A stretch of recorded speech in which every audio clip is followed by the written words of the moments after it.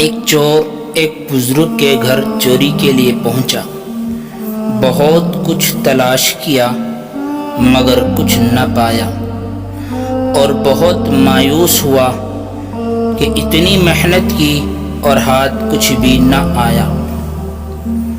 ان بزرگ نے اس کی اس مایوسی اور حسرت کو دیکھا تو رہا نہ گیا۔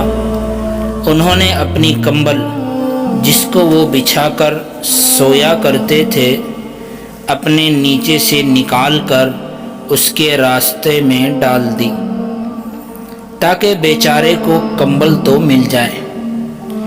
شیخ سعدی رحمۃ اللہ علیہ فرماتے ہیں کہ اللہ والے تو اپنے دشمنوں کا بھی دل نہیں دکھاتے۔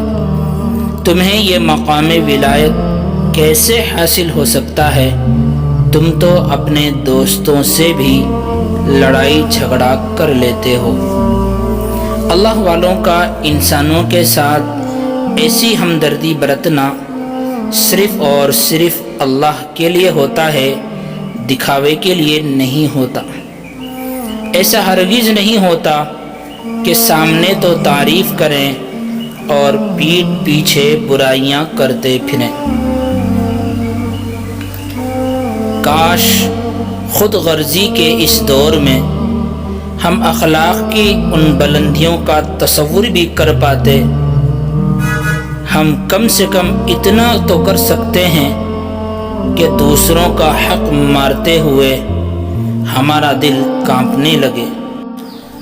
زندگی میں بغیر کسی وجہ کے بھی ہنسا کرو، ورنہ زمانہ تمہیں رونے پر مجبور کر دے گا۔